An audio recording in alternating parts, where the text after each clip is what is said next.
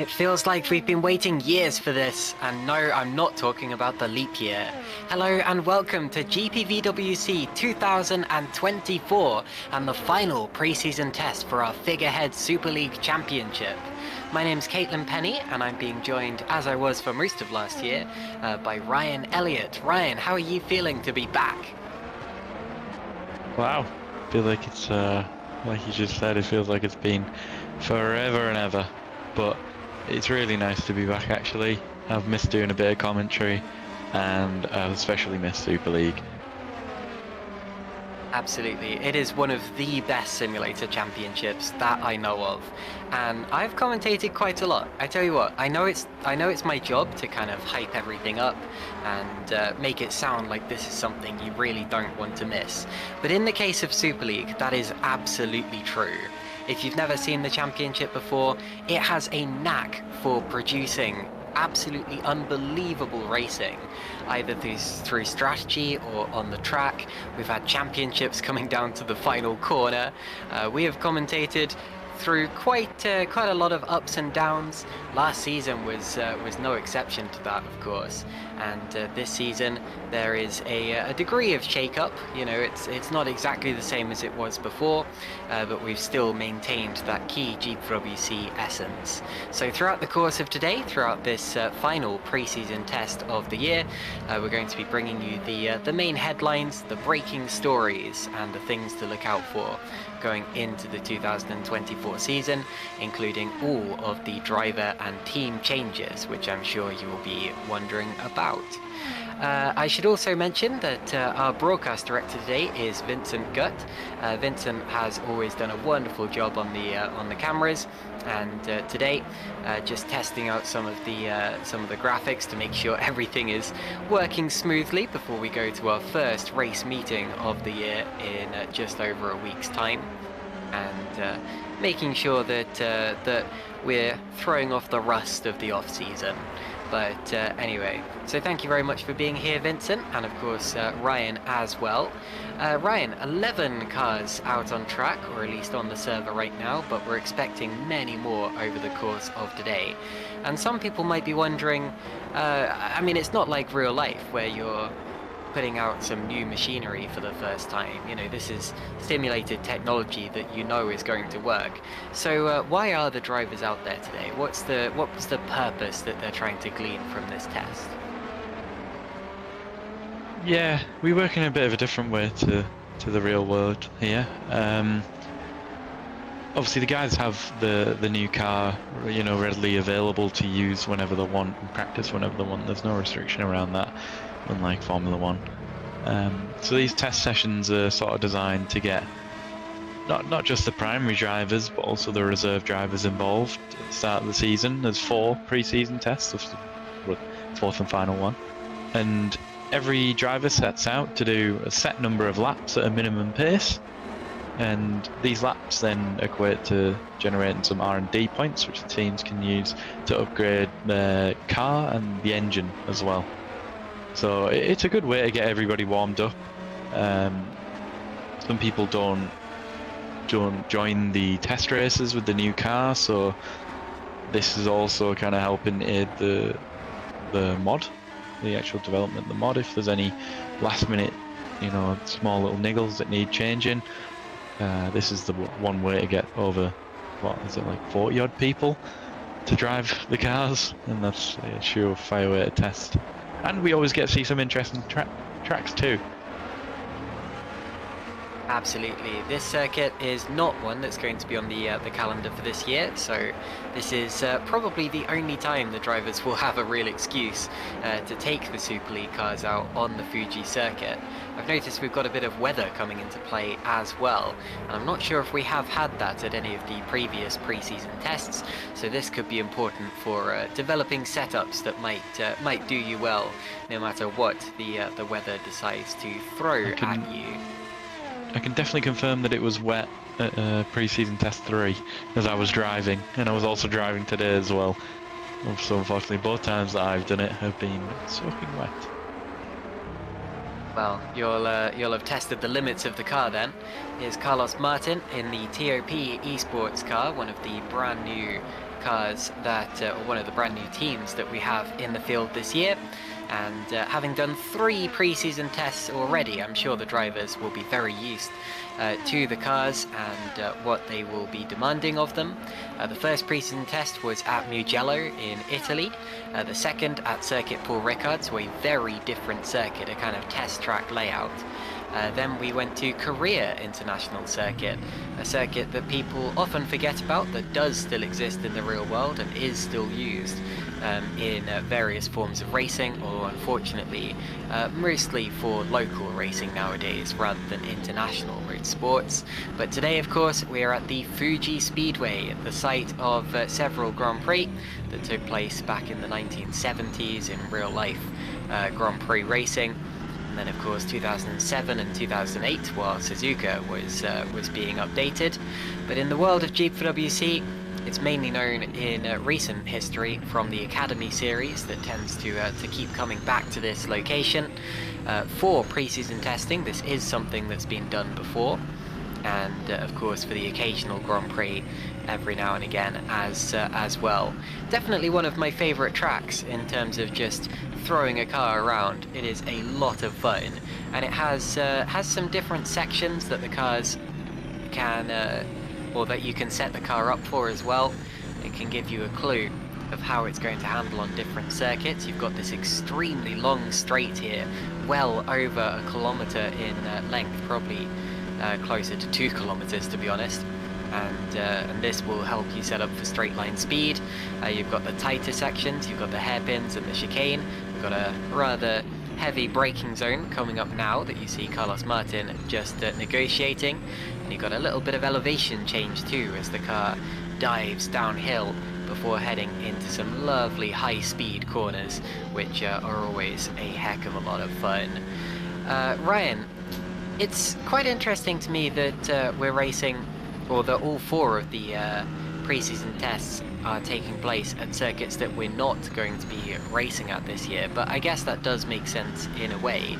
The thing I'd like you to run us through, just in case anyone isn't entirely familiar with it, is one of, in my opinion, one of the key talking points and key selling points of the whole GPWC platform, the R&D system. Now, you're probably a lot more familiar with this than me as a team boss yourself, but just how does the R&D system work over the course of the year, and how is it going to affect how the teams go about today? Yeah, you'd really hope I was at least aware of the R&D system by now with, oh God, I can't even remember how many years I've been in Super League and Super League Lights. So, as I already mentioned, these pre-season tests all feed into R&D points throughout the season as well. Every Grand Prix, so every 2 weeks on a Thursday, just 30 minutes before the start of qualifying, there is a 30-minute session, which your test driver, so every team has a test driver, they can, well, I was going to say compete in. There's nothing really to compete for. It's not about who does the fastest lap. It's about how many laps are completed. And the more laps you complete in that given time, then, you know, the more R&D points you're going to acquire for your team. And then these R&D points get spent in certain upgrades.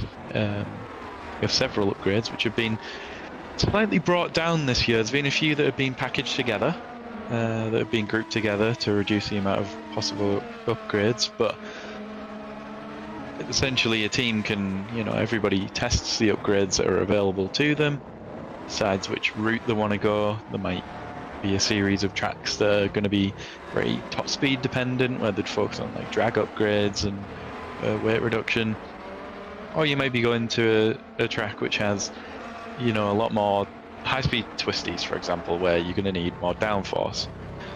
And the whole idea is that the teams, you know, test this and create a plan. You kind of have to work with the 2-3 drivers to determine what you think the best course of action will be, and then you plan an upgrade path and you go from there. There is also the engine development side of it as well, which I think is a good point to kind of segue onto, is the change around in engine suppliers this year. 2 new suppliers, one of which being myself with the Vulcan engine, and the other being the THR group that put out the Viper engine. And this has really thrown a spanner in the works with some of the, traditional engine units, such as the Quasar and the Revington. The pricing structure was quite aggressive from all 4 suppliers this year, and each one of them is going to go down a different path, I'm sure. There's different upgrades, whether you want to reduce fuel usage, boost, etc. And these points get accumulated from these sessions as well. So you get engine points and chassis development points. Thank you very much for that, Ryan. It's also worth mentioning that there is a cap on the R&D points that you can gain today. I believe it's 125 kilometers. So if you reach that, then there's not really much point in continuing because you have done everything that you can possibly do.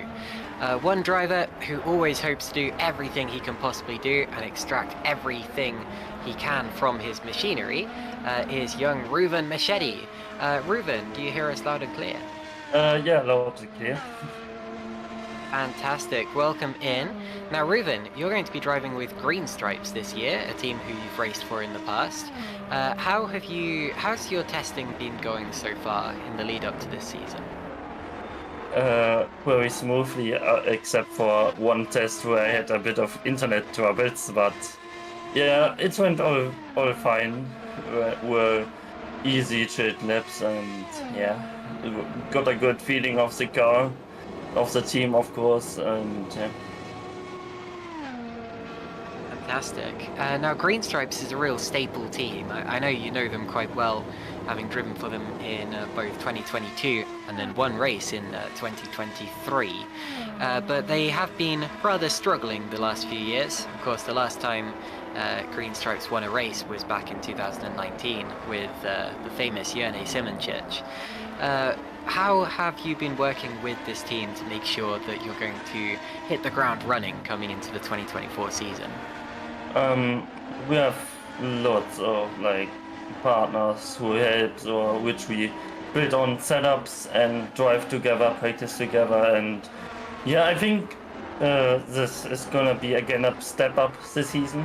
So for me personally, I'm targeting top 5 this year, but I mean, it can go all the way around. Like if you're off pace in the first round, you need to catch back up. But I think we have a strong foundation and getting good upgrades in for the second round, which is very important. And yeah, I can only hope for the best. I know I have the pace for being in the top 5. It just needs about the qualifying, because qualifying was my real weakness last year.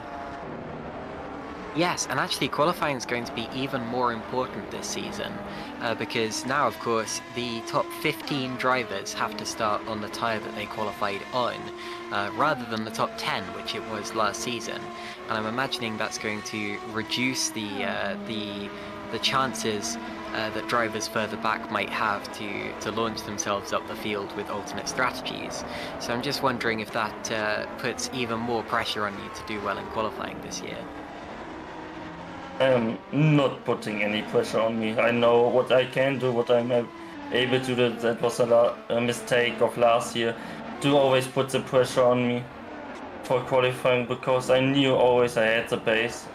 But because I was too nervous, I did silly mistakes. And yeah, I'm trying always to be very calm, and that worked till now very good. So it's a good attitude to have, actually, and it shows that you're learning from what's happened before. I always say that being a racing driver is it's a mental battle more than a battle with other cars on track. I take it you're really thinking about that side of things coming into this year.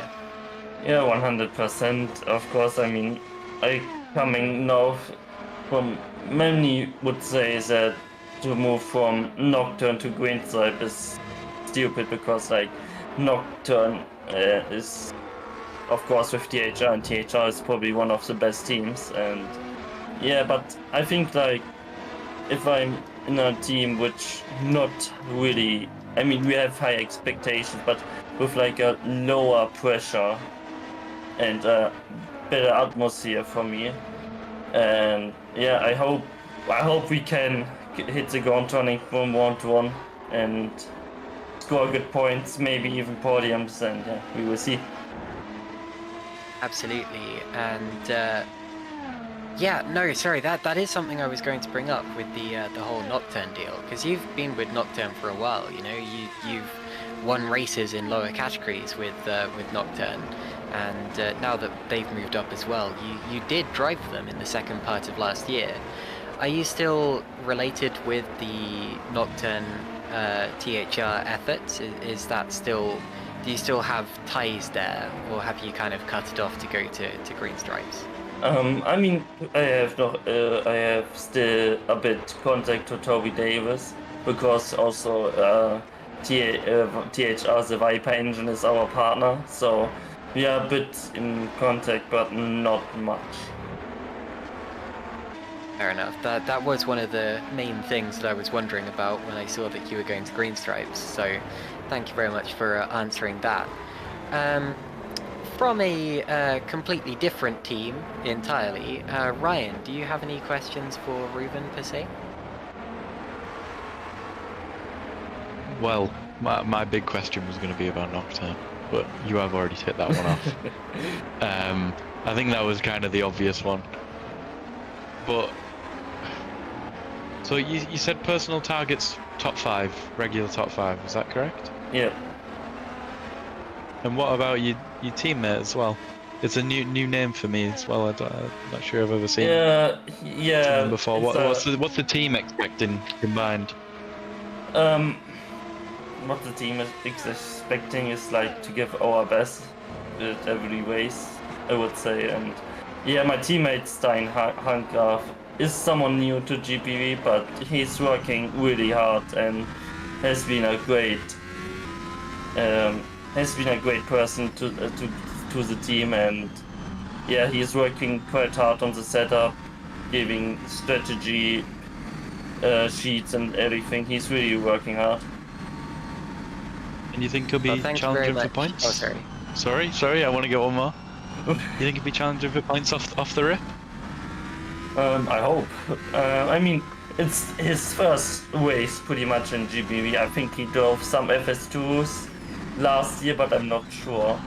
I hope he can score points, which would be important for his self-confidence and also for the team. But we had a bit of driver trouble at the Green Stripes, so we are happy to have him. Yeah, no, I know what you mean. Well, thank you for answering that one. Thank you very much. That's it from me.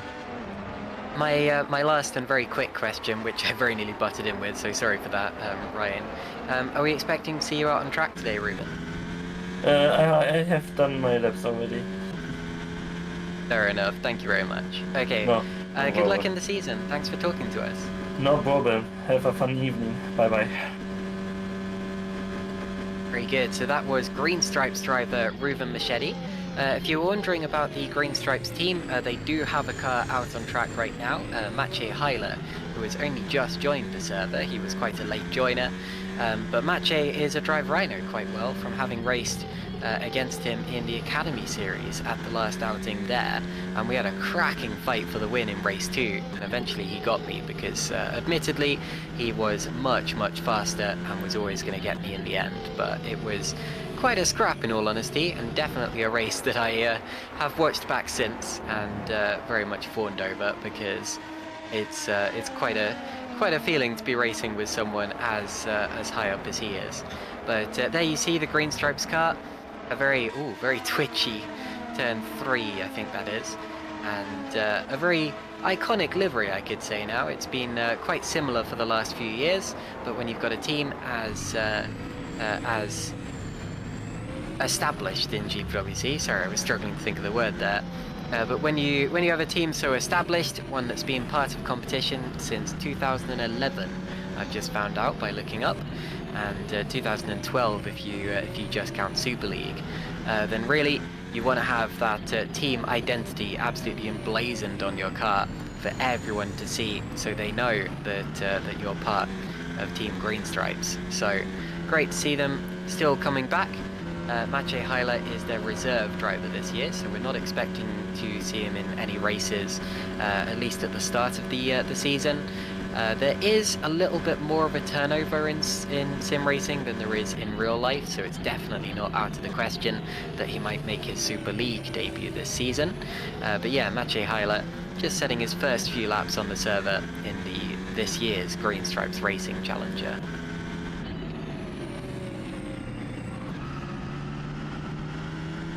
So, we've had a few minutes on the server now, about 25 minutes. Good to see everyone joining in the YouTube chat. Hello to Owen McGorgy, of course, Super League racer in his own right. Joshua Dexter showing some love for Ruben. My good friend Dave Commentator, and yes, that is Dave from the BRDC. Or sorry, BRSCC. I think I've just committed sacrilege. But yes. No, that's not too bad. Very good. If any of you have been watching the Brit Car Championship in recent years, or Mazda Super Cup, even British truck racing, you'll know the name Dave Goddard, and it's fantastic to see you joining us, Dave. Thank you very much. Ryan, exciting order so far. We've got Carlos Martin absolutely running away with it, and Carlos wasn't even in Super League last year, so are you surprised to see him that far ahead of the field in these early stages? No, I wouldn't say so. I've raced Carlos in the past. He's super rapid. But you know, with preseason testing comes a few obvious sandbaggers. I'm not going to say myself included, but yeah, everyone's going to go a bit slower on practice. I'd never trust any of this, to be honest. It's so hard to read into. It's not like traditional testing where we can see some teams might go one day, they might do quality simulation, or they might go for a race sim. In here it's just poodle around. The target time in the wet today is a 1:47. So as you can see, I mean, well, Schleuter's just gone at the top now actually, sorry, on a 1:28.2, so they're already miles ahead of the target time. We've got loads of time to just poodle about. Who set that target time? Because 1:47 is, I mean, that's like nothing.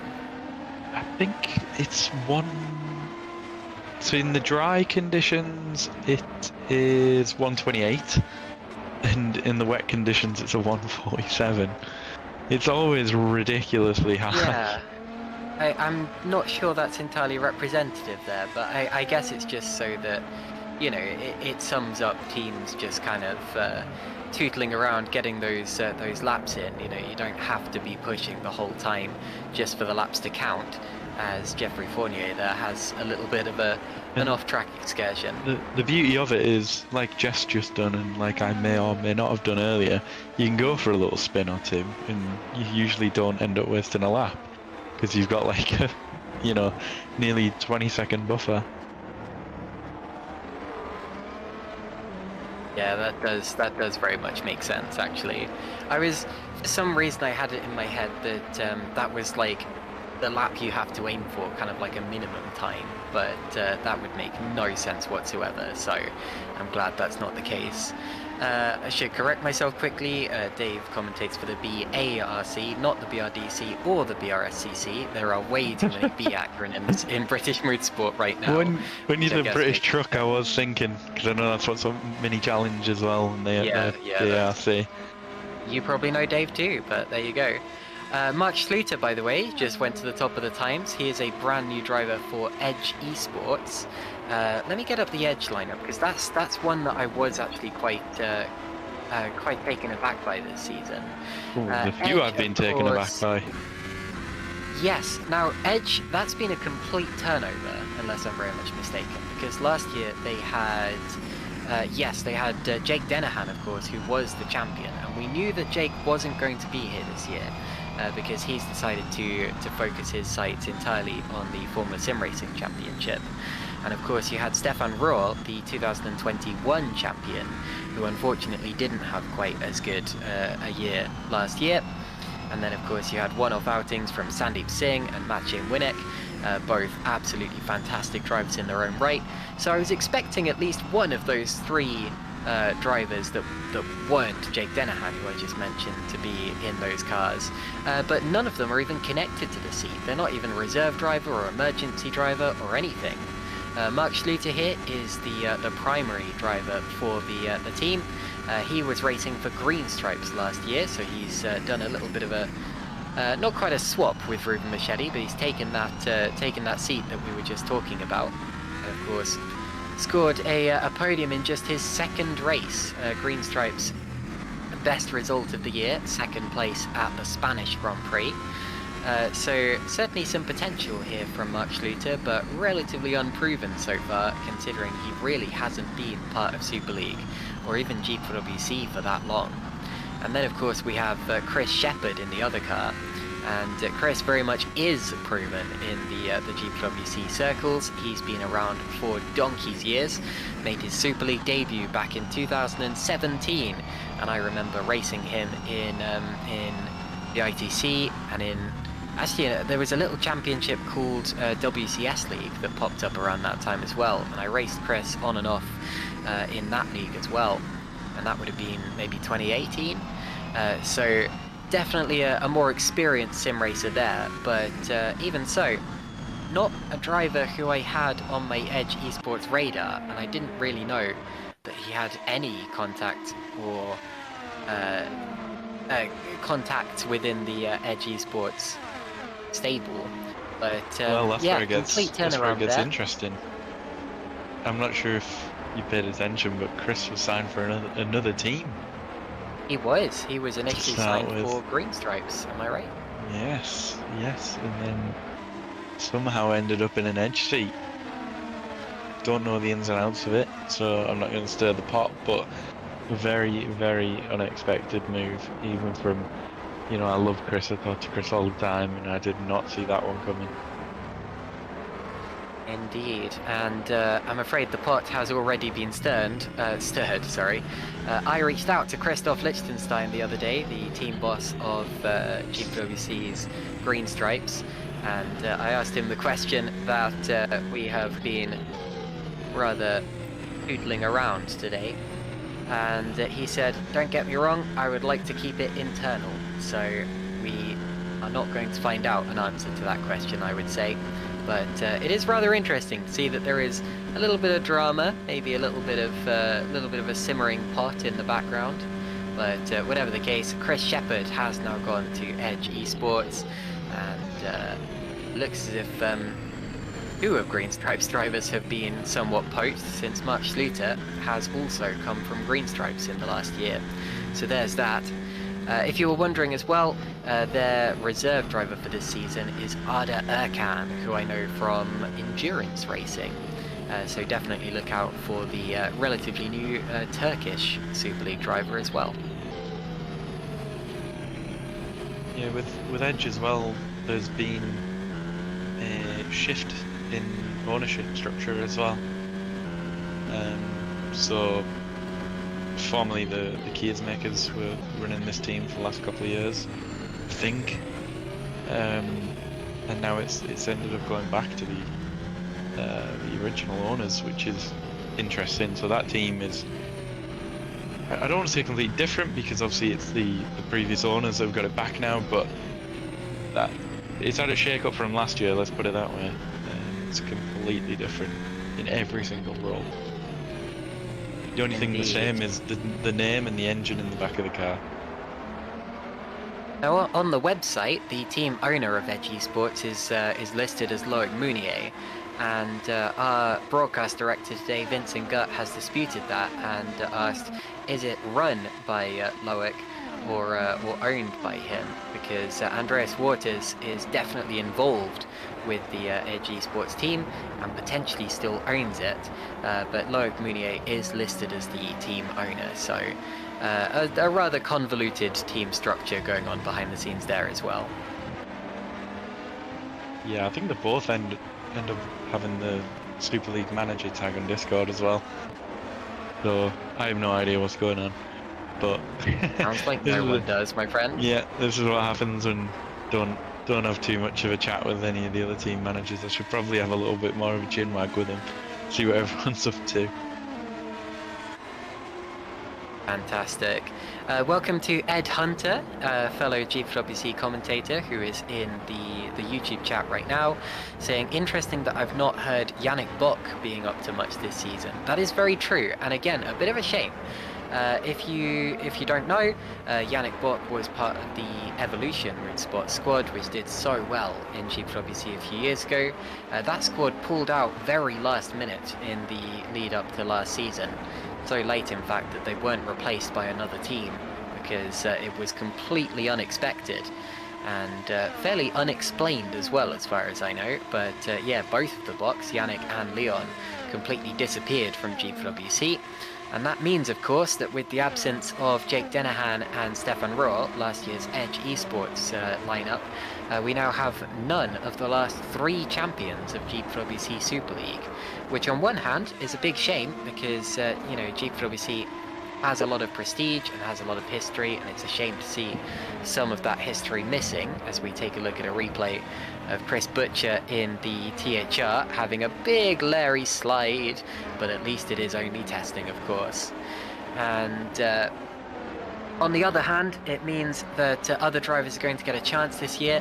Obviously, we do have some former champions, Adam Maguire being the most recent. He will be racing for the THR squad this year. I hope I said that right. It's either, yes, it is THR, sorry. And another replay here. This is George Zalogiannis in the Pescara ADG car, pulling over and letting another vehicle through.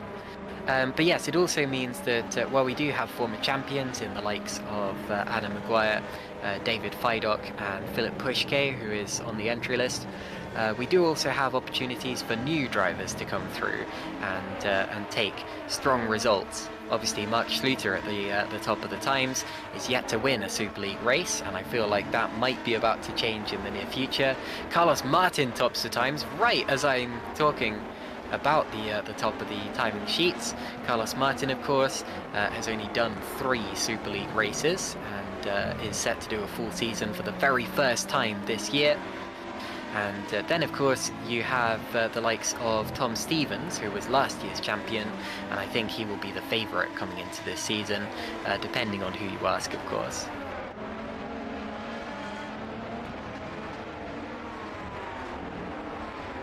So Ryan, Carlos Martin, back to the TOP of the order, pardon the pun. Yikes. I'm so sorry. Less than a tenth of a second ahead of Mark Schluter. Not that pre-season testing times matter too much, and to be honest, it might well change depending on the conditions. You were saying that you didn't really have any surprise with Carlos Martin going to the top of the times, but TOP Esports is a brand new team, so this could be very important for them to have a driver like Carlos behind the wheel. Yeah, I mean,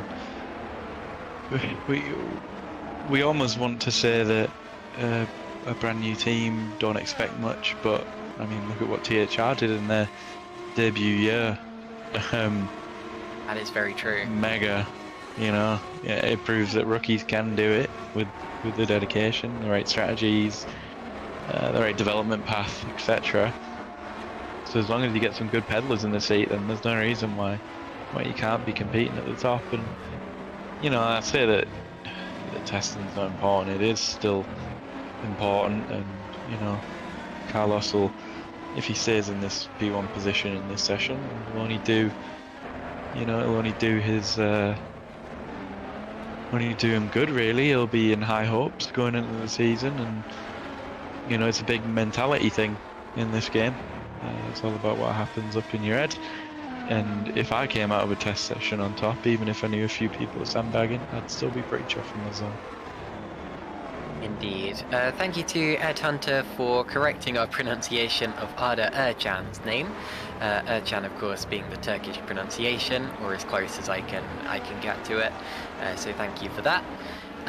Another brand new driver with a rather complicated pronunciation.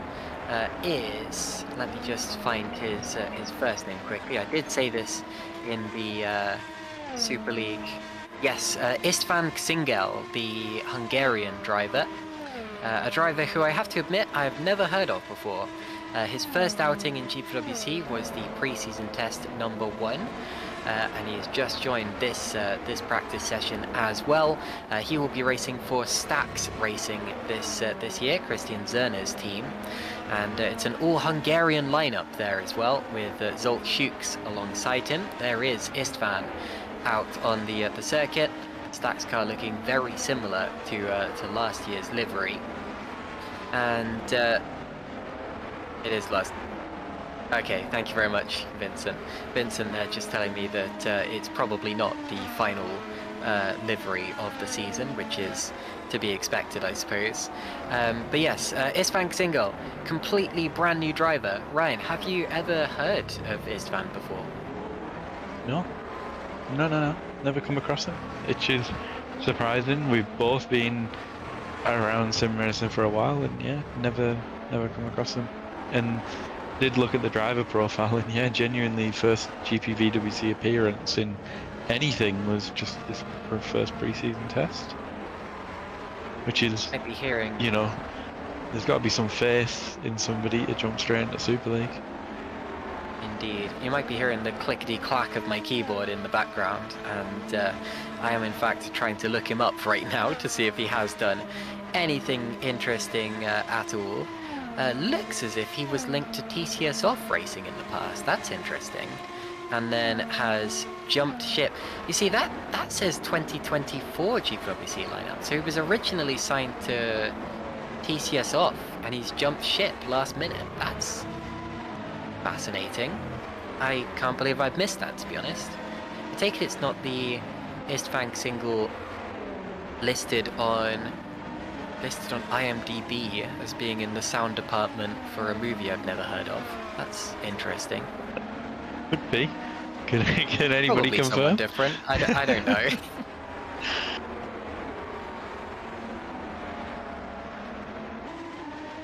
Sorry, what was that, Vince?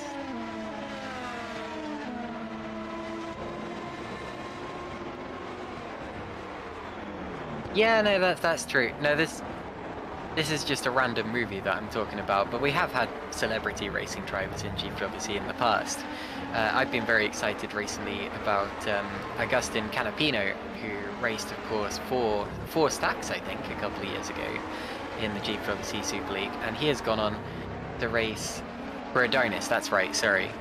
Thanks, Vince. Yeah, so raced for Adonis in GPWC, and then, of course, went on to race in IndyCar in real life. And I'm hoping to go to the Indy 500 this year, and I will absolutely be supporting him if I am able to go. So yeah, we've definitely had celebrity drivers here in the past, but yeah, I would be surprised if he was sound team on a random movie in the 1990s.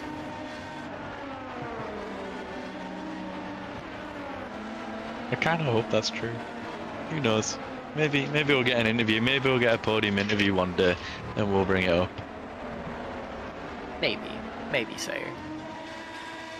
Okie dokie. So, I've just noticed we've had a change at the top of the times. Jeffrey Fournier racing for Epic Racing Team. I was talking to a few members of the Epic Racing Team squad recently. Lee Davidson, of course, who is the team owner, and Jeffrey Fournier. And they both echoed that they were quietly confident. They almost said exactly the same thing there. And that's always a good mark of where a driver expects to be going into the series. Of course, Jeffrey Fournier scored that famous first victory for Epic Racing Team way back in 2018, which was, of course, their first race in GPWC Sim Racing, in Super League, rather. And unfortunately, they haven't quite reached those heights since. Epic did manage to get another race win last year in that one-off entry for Jarl Tyen, who returned to GPWC at the Italian Grand Prix and won that. But Jeffrey Fournier is yet to repeat that victory that he took way back in 2018. But he did say that he is quietly confident. And looking at some of his statistics and the way that he has been threatening the top of the order, I really think that Jeffrey could be one to look out for throughout the course of this year. Maybe not necessarily for wins. I don't want to put that much pressure on him, but you know, he's been up on the podium before, and we know that he likes a good overtake. We know he likes a fastest lap and a pole position. Hasn't had a pole. Oh, he has had a pole in Super League. Sorry, I've just seen that on the statistics. Oh, I wonder when that was, because I don't think that was Australia 2018. Oh, I might have to go on a hunt for that, actually. I didn't know that he had a pole position, but anyway, yes, we know that he likes to overtake, and oh my goodness, almost getting run into by another car there in the final turn.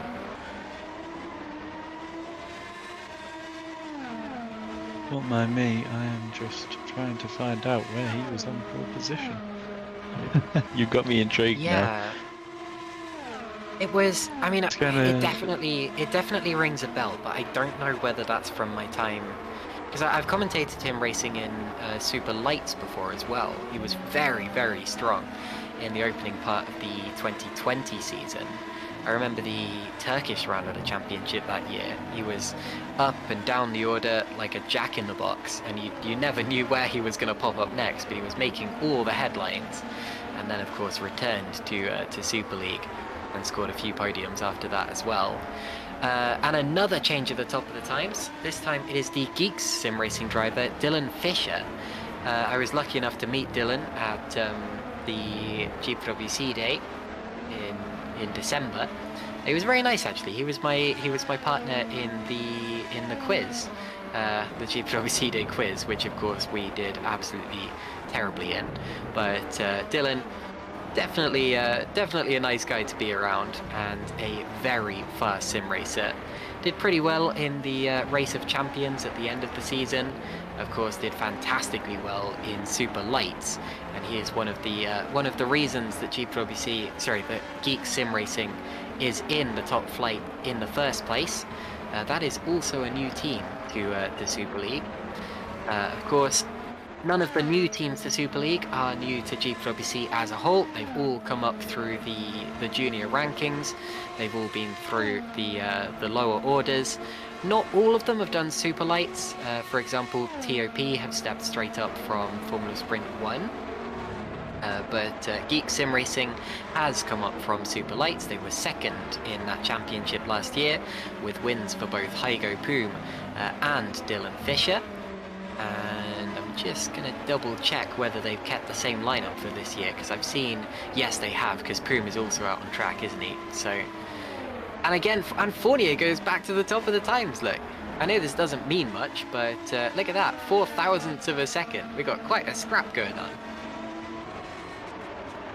Hey, I don't mind a bit of backwards and forwards, bit of a ding-dong scrap for the top, but if I was a team manager, I'd be going, don't crash the car, don't waste a set of tyres, because these things cost money. These cost money to the team's budget. It's not an awful lot, but you know, you don't want to be wasting money that could be used on developing a car. French Grand Prix 2018, is that when Fournier took his pole position?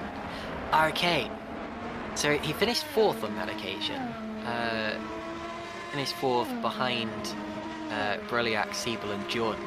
That's a Hall of Fame right there in and of itself, but yes, pole position, alongside Alex Siebel on the grid. Very nice. David Fidok, look at that! Fidok at the top of the times now. One of our former champions. David, who has, I've used the word staple, or the words staple of GPVWC for quite a few of the drivers, but David Fidok, of course, double champion 2014 and 2016, sandwiching the championship of Philip Pushke, who still maintains that rivalry with him. And David, driving past one of the spun THR cars there. THR, the sister team to Nocturne, of course. David making a bit of a step up, you must say, for this season, going to the Nocturne squad. Let's watch what happened to Chris Butcher. He's going to get off that Breyer line, and the car just loops its way around You really do have to. I mean, you can visibly see the racing line there, where the track gets darker, and you really have to keep to that in conditions like this. Otherwise, the car does just tend to loop around on you. But yeah, back to David. I was quite honoured actually. He reached out to me for advice going into this season, where he actually had offers from quite a few different teams in quite a few different championships actually, and I know it certainly wasn't only me that he reached out to. But have we got problems with the stream? Okay, we're checking. Okay, so apparently something's going wrong with the stream, so I do apologize if you have. Yes, it looks like it froze, so unfortunately we've lost vision for at least for the time being. The server still seems to be up and online, so hopefully we will get that back to you in a second. But for the time being, I think it's going to be a little bit of a radio broadcast. But yeah, back to the David Feidock story. I'm not going to go into detail of exactly what the teams are that he said he was considering driving for, but in the end, he decided to go bold, make the step up, and join the Nocturne Grand Prix squad, which I think is absolutely the right decision. I'm very glad that he decided to continue in GPVWC Super League, because that is not a guarantee, or wasn't a guarantee coming into this year. And for a driver as prolific and prodigious as David Feidock, I think it would be a massive shame to see him racing in anything other than GPVWC Super League. But, you know, he's here now, and I think he can deliver some quite impressive results if he gets the time and the car and the support. Yeah, he's a miracle worker. He always manages to pull out a good result out of them cars. It's rather strange. But before we drag a couple of people in for interviews, I saw a comment from David Yunt in the chat about when you were talking about Canapino. I did not realise that he started in GPVWC. Well, not that he started, but the comment was that he was a Nordstrom legend, and his first race for that team was in 2006 in Super League. Yeah. That was why. Yeah, good lord. I say that, but I'm younger than you are. But yeah, no, Canapino has been around and about for absolutely donkey's years. I actually did know that. I didn't know it was 2006, and I didn't know it was Nordstrom, to be honest. I thought, and I saw David Yunt post that comment, I thought he was referring to Jarl Tyen, who I brought up briefly, who definitely did race for Nordstrom. Could also be actually, yeah. Did Canapino? Is that confirmed? Okay, well anyway, we do have some. Oh, we got vision back. Very good. Thank you very much for that, Vince. And we do have some drivers to talk to as well.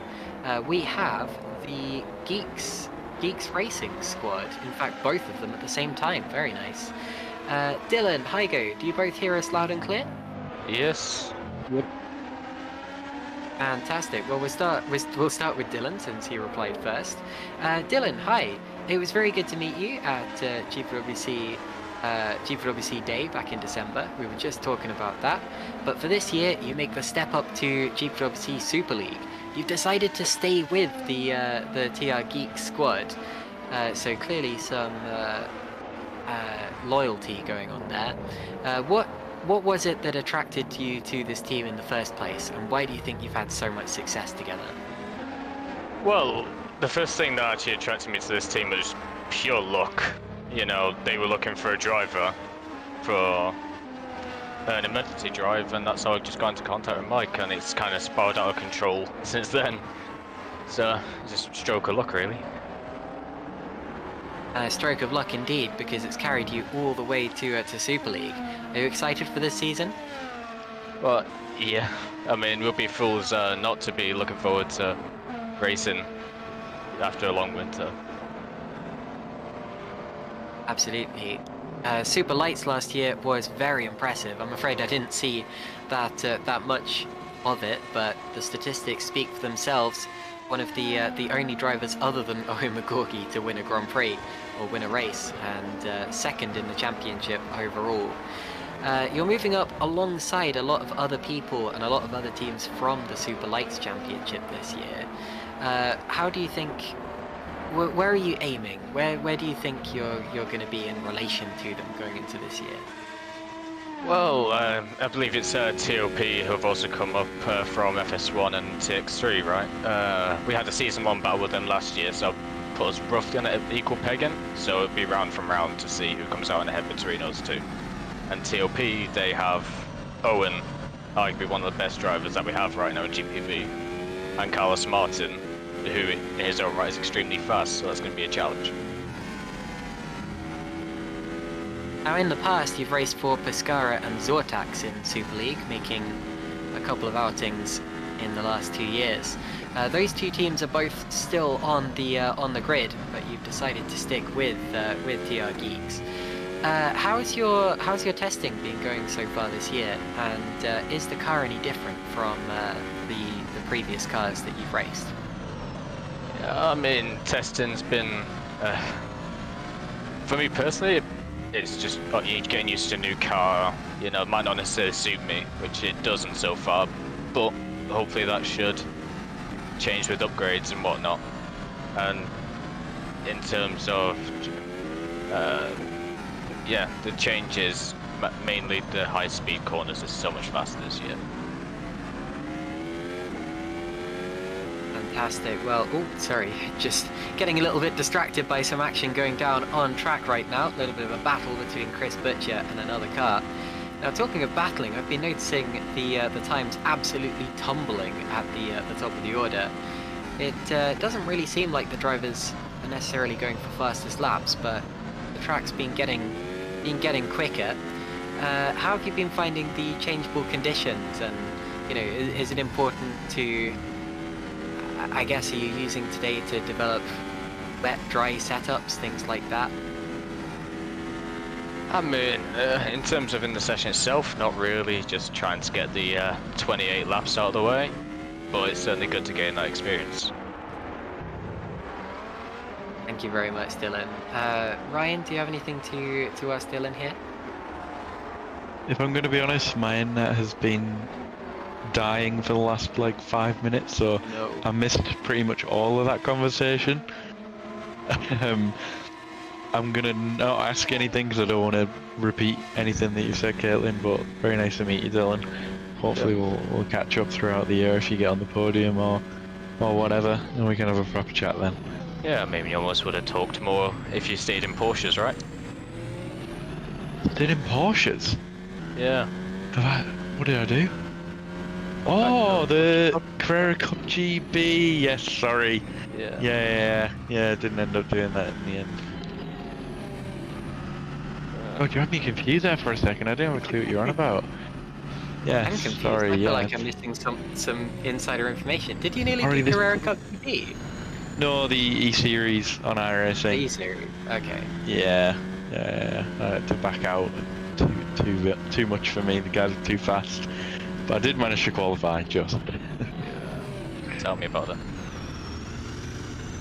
Fantastic. Well, great to speak to you again, Dylan. Yeah, thank you very much for dropping by, and best of luck this year. Yep. Great stuff. We're also, of course, joined by Hygo Poom, Dylan's teammate at Geeks Sim Racing. Hygo, are you still there? Yes, I'm still here. Good stuff. Now, I've asked Dylan a lot of the basic setup questions and all of that, but how are you feeling coming into this season of GPVWC Super League? Cautious, that's mostly. I have the same issue as Dylan, that the car doesn't exactly suit me right now, but again hoping that upgrades will fix that issue. I'm quite confident in the pace I've been doing, but coming into the season quite blind in terms of I don't know what other teams are doing, so I'm hoping for the best. Okay, are you expecting to do the full season this year? Because you've had a few Super League outings in the past, but it hasn't been like a full year assault. Are you expecting to be on the grid for every race? As long as nothing comes interrupting in real life, yes, I'm planning on being on every single Grand Prix. That's very, very good stuff. Now, I asked Dylan a little bit about last season, but you guys had quite similar seasons in the end, with Dylan coming second and yourself coming third. And a single victory to both of you, but then again, you were pretty much the only drivers who won races aside from Owen McGorgy. How does it feel coming up into Super League alongside some of the drivers you raced last season? A little bit scary, because I know that there's a lot more of the 01 type drivers where they are really, really quick. So I'm scared to miss out on a few points here and there. But I also am really excited, because I have always wanted to do a Super League season, and now I finally have a team I'm comfortable in, and I have a teammate I'm really happy to work with. So yeah. Excited for the year in Super League. I'm excited for you, to be honest. I've been waiting to see you do a full season of Super League for a while too. So yeah, congratulations on getting here to both of you, and of course to your team, Michael Teichmann and everyone involved. Thank you. Ryan, do you have anything else to add for TR Geeks? Sorry, I keep saying TR Geeks, that's the old name, isn't it? Geeks Sim Racing lineup for this season. I'm really curious. Both of you are saying that the car doesn't particularly suit you this year. I find that these cars don't suit me any year, to be honest. But what is it that you're particularly struggling with? For me, I've always struggled with these cars on the throttle, in the low-speed corners. But I think Dylan said it was high-speed stuff that you were struggling with. But what is it for you, Hago? Yes, around the same. We are really similar to each other, luckily, for a team that's good. But at the same time, we do share the same common issues. Yeah, high speed, it's mostly accelerating out of low speed corners, yes. It's gotten better across our practice. But at the beginning, we really were struggling with it. Just getting the car out of third and fourth gear. Now we have seemingly gotten used to it, but yeah, high speed stability is currently an issue for us, and we hope we can get on top of that as soon as possible, because I do think we will gain a lot of speed by doing so.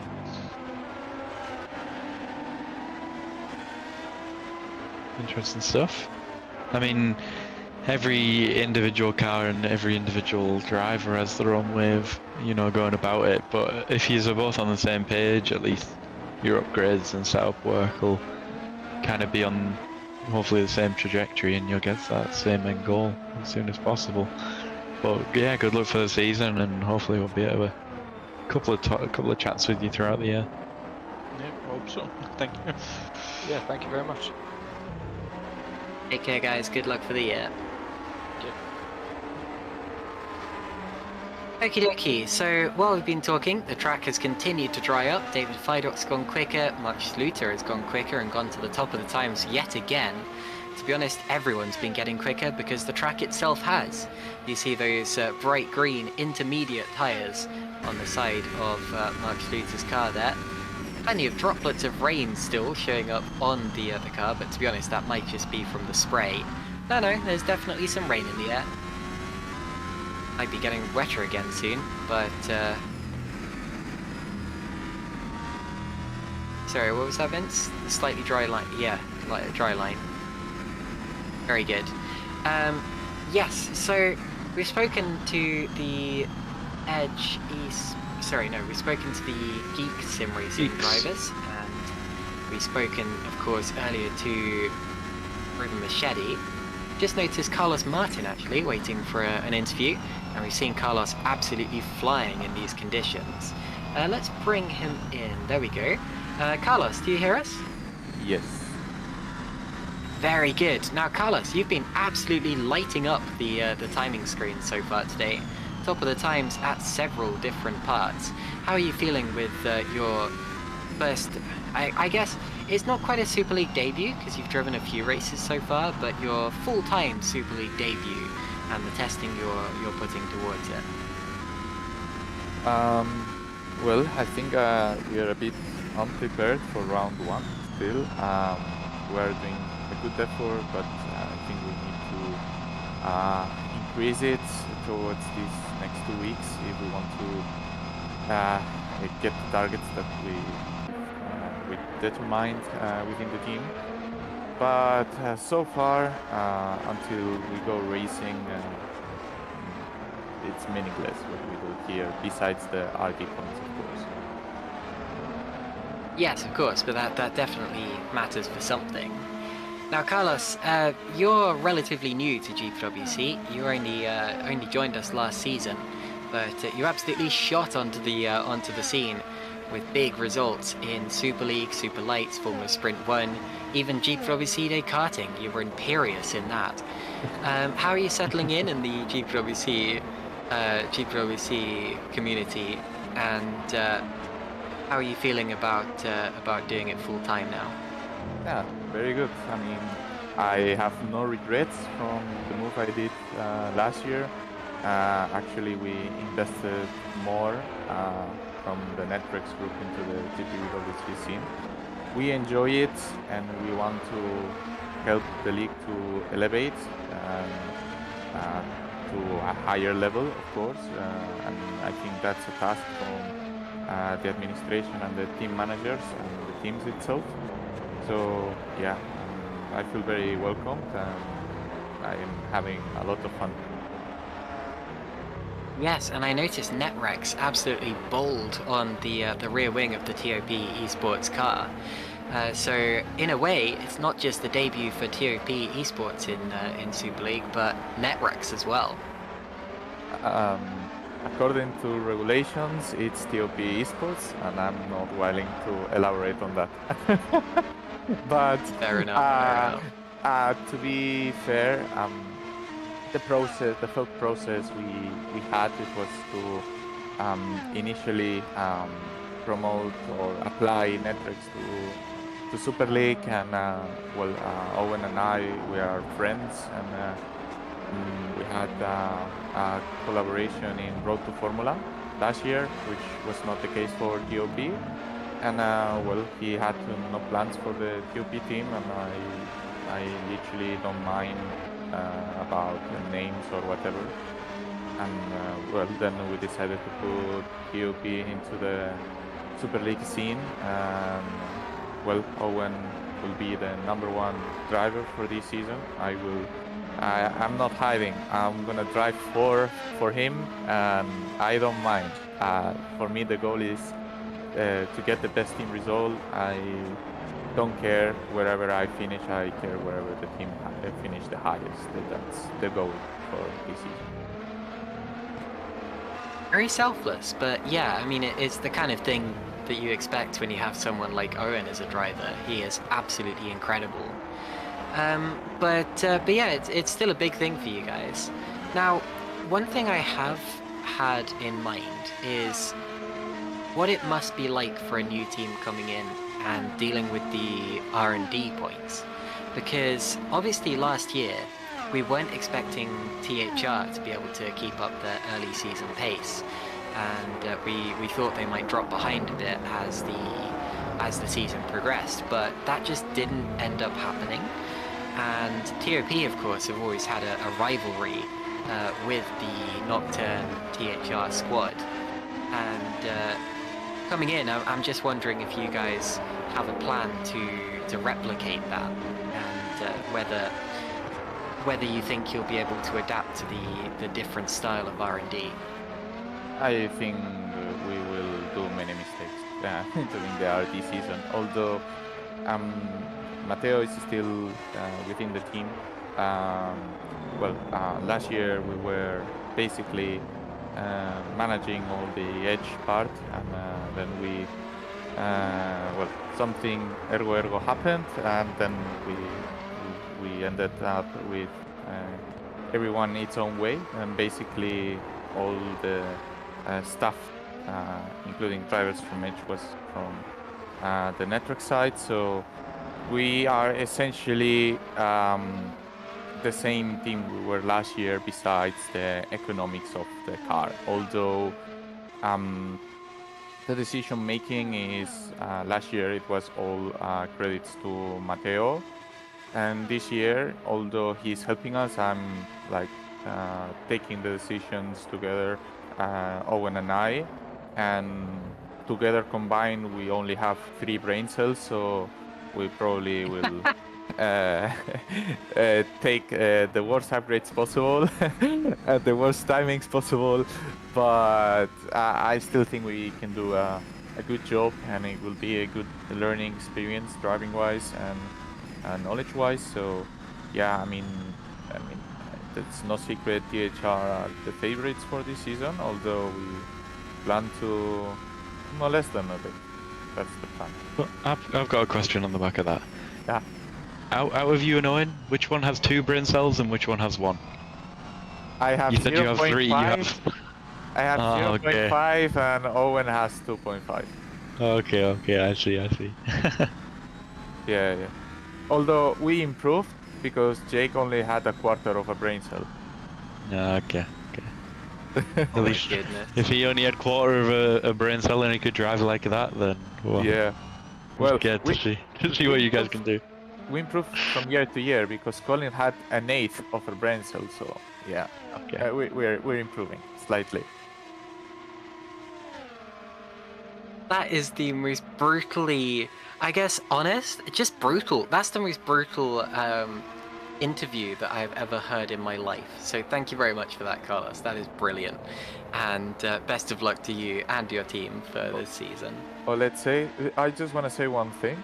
In my rankings, 1 and 2 are THR, and then goes Super Venturi, and then there is like a bit of a mix of the teams that can challenge Super Venturi, and I think we find our ways there, and probably RSR is right there. Question mark. Yeah, I think that there is a mix, and Nocturne is there with this second group. I think THR is slightly ahead, although they are not unbeatable in my eyes. I mean, this is the starting point. Let's see how it is in some races time. Fascinating. Thank you so much, Carlos, and great insight too. I do appreciate that. Thank you. No, thanks to all of you for the effort and everything. Very good. See you later, Carlos. Ciao. Okie dokie. Ryan, what do we make of that? Interesting. Very, very interesting. I love hearing when people are very brutally honest, because I like to consider myself quite brutally honest at times as well. And their team dynamic's really interesting to me. You know, he opened up a lot there about what their structure is and what it has been for the last few years, and the NetRec side of things. I don't think it's a secret, but you know, it's not often that someone would come out and kind of publicize it like that. But yeah, I just find it so interesting. I don't know if it's just because personally, myself and RSR are so sheltered. We've kind of a 3-man band, myself, Tomasz, and Daniel, especially with no Red Archer this year, but we just kind of keep ourselves to ourselves, and these other teams have such a big network of not just drivers, but engineers and staffing people. You know, like you were saying, they've got Matteo Kiesmaker in the background there, kind of chipping in to help out. It just blows my mind how many people that are working behind the scenes, and it's not just for TOP. It was mentioned last year with THR when I can't remember exactly who it was that they were saying was working behind the scenes, like on pretty much all the setup for that group. It's just amazing. It might have been. Yeah, it might have been. Yeah, that just blows my mind. Historically, it's been Tomili. Okay, well, we're hearing now that we have the Super Venturi drivers waiting for an interview, so let's bring them in. Not sure anything can quite top that interview from Carlos Martin there, but these guys always know what to say. We have Jukka-Pekka Lalu, JP, and of course Jan Grankvist. JP, let's start with you. How has your testing been going for this season, and what are you most looking forward to about the 2024 year? Yeah, I mean the testing has been going decently well. Done all the laps and no extra laps needed, so I would say it has been going pretty well. Also, overall, all the testing work with the tires and stuff like that, I would say we have done a decent job, and the compound balance is looking quite good for the season. So hopefully we should see some interesting strategies at the races as well. That's a very quaint way of describing it there. Quite cute. Talking of compounds, I've been wondering about this as well, because one thing that really stood out to me about your season last year is that you could always make an alternate strategy work. So if you qualified outside of the top 10 in qualifying, we would still be looking out for you because you'd always be the top driver on mediums or the top driver on hard, sorry, and you could get yourself into the top 6, sometimes the top 5 later on into the race as a result of that. Now for this year that's going to be tougher because the top 15 drivers from qualifying will have to start on their qualifying compound. So I'm wondering if that changes the way that you go about this year and about qualifying and about strategy as a whole, or whether it's just kind of same old, you know? I mean, of course, last year I probably benefited a little bit by qualifying just outside top 10 quite often. This year, as you said, the rules are different, so you need to qualify outside top 15 to get a free choice, which, I mean, if nothing changes, it will make my life harder, but it's not like me qualifying just outside top 10 was planned or anything last year. It's just my qualifying pace, and that's just how it is. I'm not the fastest guy in this league, even on race pace, on like a raw pace. I'm not the fastest one, but I just try to be as consistent as possible and try to make smart moves and use my tires as best as I can, and then see at the end of the race where I am at. Basically just trying to maximize everything that I have for each round. If that means it is P14 for some round, then it is what it is, but I hope it will be most of the season at least inside top 10, maybe even higher. Well, that would definitely be picking up where you left off, because I've just been looking at your stats. You were in the top 10 on 12 out of the 16 races last year. And you're right, you weren't always in the top 10 in qualifying, so that was something that you had to kind of pick up later on in the race and in the race weekend. Why do you think you're so much better in the race than in qualifying? Is it something to do with the way you prepare for these events, or is it just your style? I think it's just lack of pace. It's simple as that. I just don't have the same amount of pace as some others for hot lapping especially. I'm not the hot lapper. I have never been hot lapper. I'm always more of a race guy, and trying to make very consistent stints is something that has been always my way. That just becomes like easier for me, I would say. So the qualifyings are biggest problem for me, I would say, in general. It's all relative though. I mean, people with a lack of pace don't get 12 top 10s in a season, so you should still very much hold your head up high for that. And this year, I really am expecting big things from you and your team. So thank you very much for talking to us, JP. Ryan, do you have anything for Jukka-Pekka here? I'm gonna save my questions to the end. I'm gonna ask him to Jan as well, if you don't mind. Fair enough. Well, that's absolutely okay, because we do also have Jan Grankvist. Jan, how are you doing? Yeah, I'm doing pretty well today, Caitlin, and how are you guys? Very good. I'm hyped to be back, to be honest, absolutely.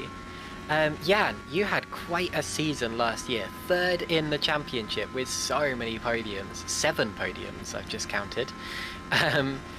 Yes, we had a kind of running joke, which gradually got more and more painful as the season went along, that if you didn't have bad luck, you'd have no luck at all. And there were several occasions where we really thought you'd get a victory, and it just eluded you. After the off-season, it's all reset. You have another chance, another 16 chances. How are you feeling about it?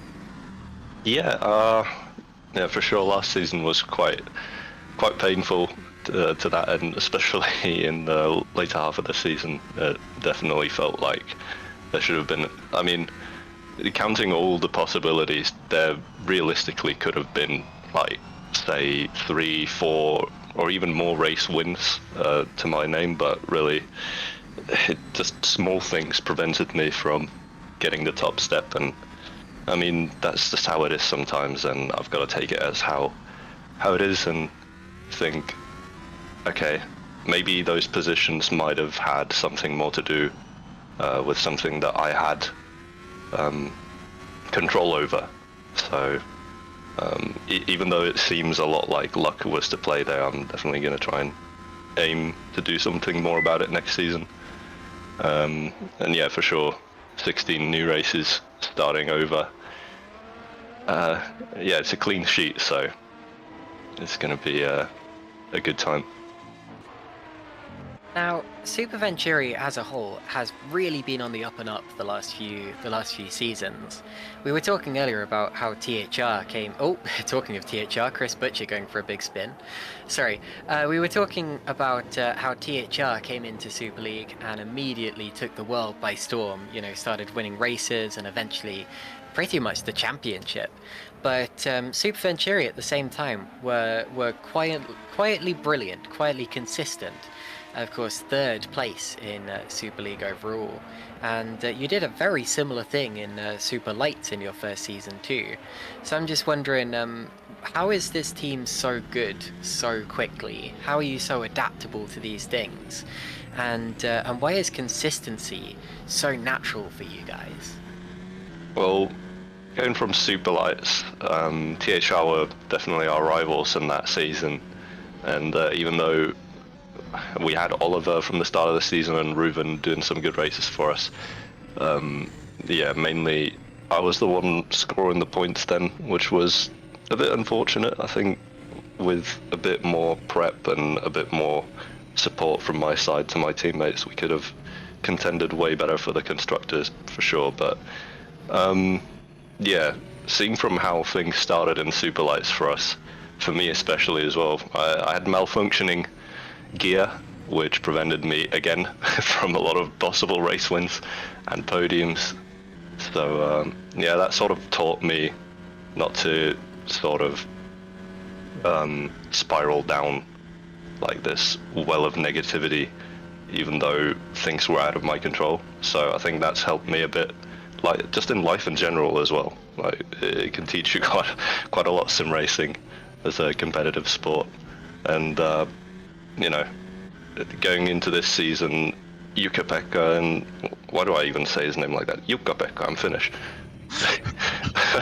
But yeah, from last season, he's been doing a really good job there, being consistent all the time. And from my side, I'd say I'm not quite as consistent as you might maybe think. But I mean, definitely I'm consistently a contender for podiums and all that, but if I personally look at my pace, I don't really think I'm all that consistent, actually. I don't know about that. 7 podiums in 11 races. I mean, there's definitely a trend there. And I mean, I like what you're saying about how it's important not to spiral down into darkness as if everything sucks, because, I mean, 3rd place in the championship, be it constructors or drivers, that's not a bad way to start. So make sure you don't beat yourself up over anything that may have happened. But yeah, brand new season, brand new chance, and I wish you both the best of luck. But I'm interested to hear what Ryan has to say. So I'm going to hand it over to you now, Ryan, since we've spoken to both of the Super Venturi drivers. But yeah, Jan, thank you very much for the interview there, and I wish you the best of luck this year. Thank you. Now, you see, I'm really interested there, Jan. You say that you didn't think you were as consistent, but when I think Super Venturi, I just think consistency. I don't know if everybody else thinks that, but every single race last year, you just seemed to be just there. At least one of you, usually both of you, were just there in some way, shape, or form. That last little bit was lacking, but you know, it was first season. You've got that out of the way now. Personal targets, guys, like ignoring the team championship for a second. Personal targets, what are we thinking? I'm sure a win for both of you is going to be on the cards, but in terms of the drivers' championship, what do you think? That's a good question. I mean, a lot of us have been trying to guess and estimate where we could be, but it's really impossible to try and think at this point. We'll need to have give me something. Gone through round 1 first. Carlos, in the interview, absolutely sent it, and he predicted everything that was going to happen in the championship. I want to hear it. Come on, have some faith. Say P1. Big prediction. Oh man, I mean, okay. I don't know which way I should put it between Tom and I, but I think that's something that's been quite a unified word across the grid. It's either Tom or me as the champion, but I'm going to say Owen's actually going to challenge us, and we're going to be the top 3 for sure. And well, there's Adam McGuire as well. Man, I don't know. Okay, That's a good shout. I'm just gonna list the top 4 of us. Going Tom, me, Adam, Owen. That's my. It's on the conservative side. It's a good shout. I'm really interested personally to see how Owen's going to fit into it. You touched on it there. You always assume that these first year teams are, take a while, but yourself and THR have proved that is definitely not the case. But in terms of yourself, JP, if we can just find that last little bit in qualifying pace, do you think you can see yourself? We saw you get top 10s even with not the best quali pace. What do we expect? Are you going to focus more on hot lapping this year, or are you going to stick to your traditional ways and just pluck away and put in good strategy and good race stints? Yeah, I mean, I think my strategy, I will continue as I did last year. I don't see a reason why I should change anything. That is the thing that works. Do you not think the top 15 qualifying on the race and the race on the qualifying tyre might change that a little bit for you? No, I mean, maybe in specific cases, if I'm literally on the around top 15 place and it's last laps, then I might not finish my last lap if I'm like 16 or something. But in general, I'm always trying to do my best in qualifying and see where I end up, and then build the race from there. But yeah, when it comes to the championship predictions, I mean, as Jan already said, I think the general idea is that these 4 people are the top 4. Trying to beat any of them is going to be difficult, but I don't see why I couldn't be P5 straight after them if everything goes well. So let's see. Maybe this time I can actually get the top 5, which I unfortunately didn't get last year. Yeah, I have no doubt that that's definitely going to happen for you. You know, year 1 you've learnt, year 2 this applies for the entire team. Can I add just a small comment on your comeback? I think he does not give enough credit for himself in terms of actual pace. He has a very unique driving style. Like, he has a very unique sort of ability to conserve his rear tires. That's something that I'm gonna just tell here. It's we do race sims together, and it's just, compared to others, he's able to conserve the rear tires to an extent that he actually has an advantage in the race. And it doesn't matter whether he needs to now start with the softs more often. I'd say he'll still climb his way over to the top 10 with just the way that he does drive. Well, we'll find out when it comes to round 1. It'll be certainly very telling, not just for yourselves but for the entire grid. I think it's going to be a spicy year. I think there's a few years that are definitely going to be fighting for the top. And I think as a team, definitely the ones to watch for the championship. That's at least my opinion.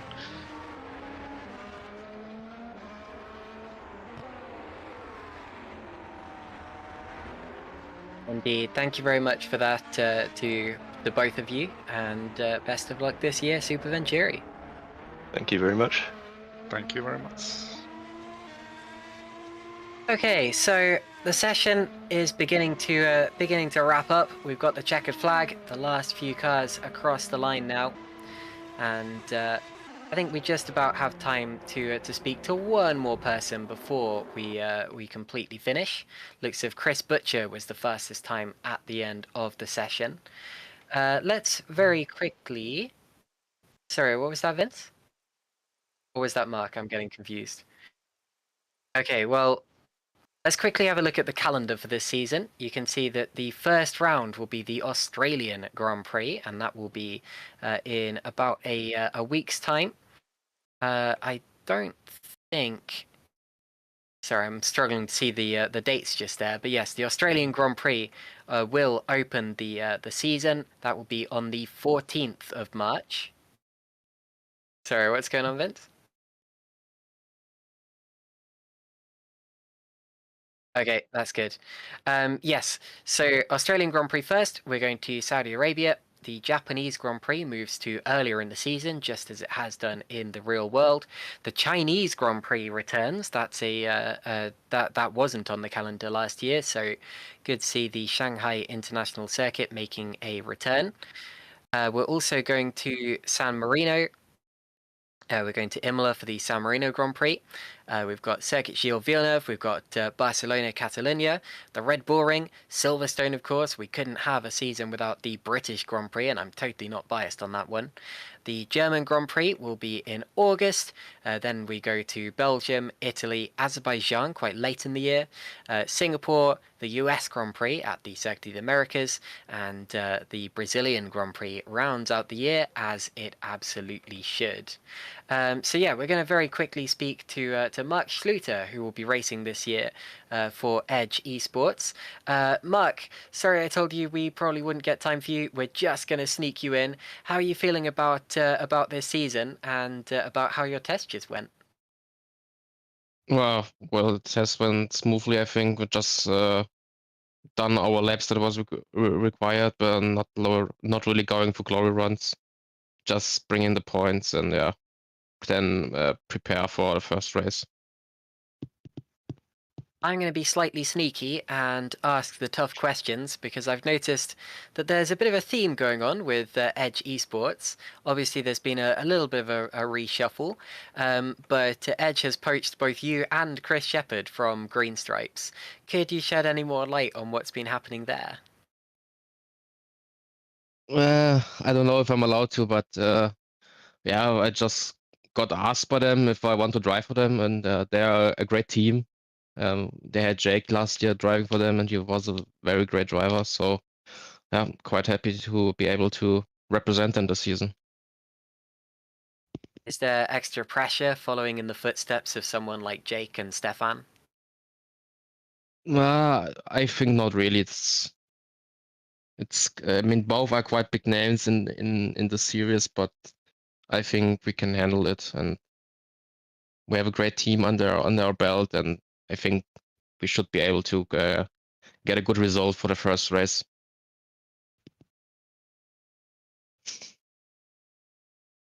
Very good. Sorry, I was just replying to someone real quick. Yeah, very good. So the first race, what are your kind of expectations going into this one? How are you feeling about it? Well, as everybody starts with the same car, it's well, we'll have to see. It's more setup work and more who can extract the most out of the setup plus the car. And then yeah, we'll have to see. I mean, we have a goal to try and fight at the front, but it's not going to be easy, I think. Well, it's not going to be easy for anyone. So go out there, give it your biggest shot, and who knows what's going to happen. But yeah, thank you very much for speaking to us, Mark. Just quickly before you go, Ryan, do you have anything for Edge Esports driver Mark Schluter? Yeah, hi Mark. Big year for Edge and for yourselves. Obviously coming off the back of Jake's Driver Championship last year. I'm interested as well to hear about your thoughts on Chris. Obviously super experienced in GPVWC. He's been around for years and years now in all sorts of championships. What's it like to have someone like him as a teammate? Is he sort of the experienced veteran showing you the way, or are you kind of pushing each other along?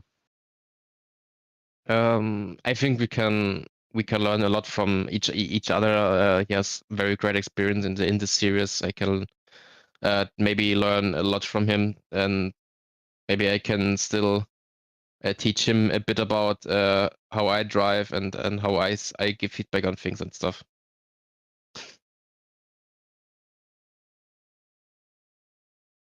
Yeah, Thank fair you very answer. much, Mark.